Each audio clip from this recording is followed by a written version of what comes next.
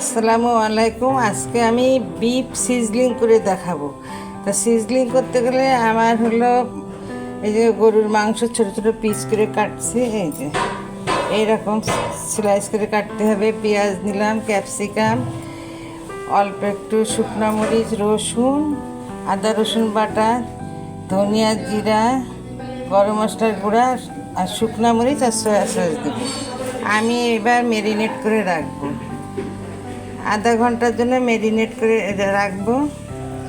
আপনারা এখন আমার সঙ্গে থাকেন, আমি মূল রান্নায় যাচ্ছি।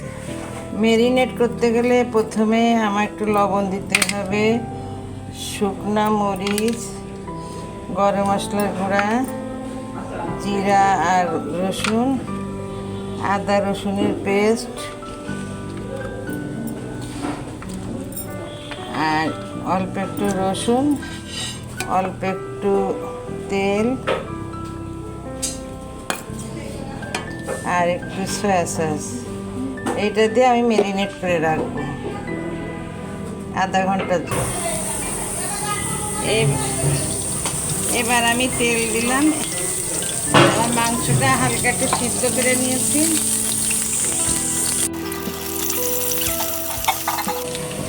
একটু বাটারও দিয়ে দিলাম। এইবার আমি পেঁয়াজ দিয়েছি, পেঁয়াজ আর ক্যাপসিকাম, টমেটো সস দিয়ে দিলাম, অল্প একটু চিনি। এবার আমি কর্নফ্লাওয়ার গুলাই দিয়ে দিচ্ছি। বাইন্ডিংটা ভালো হওয়ার জন্য আমি অল্প একটু কর্নফ্লাওয়ার গুলাই দিচ্ছি। এটা হয়ে গেছে। এবার আমি পরে সিজলিং করব।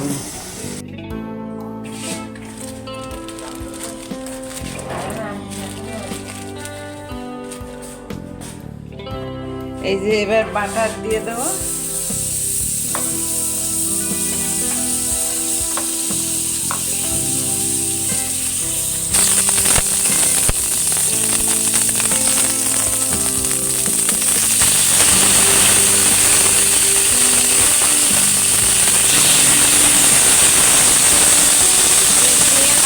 দিয়ে দিলাম।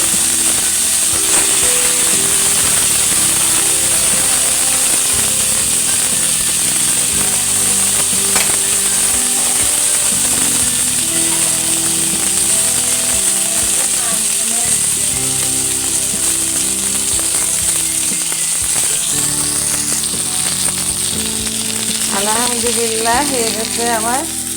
সিজলিং ডিশে দিয়ে দিলাম।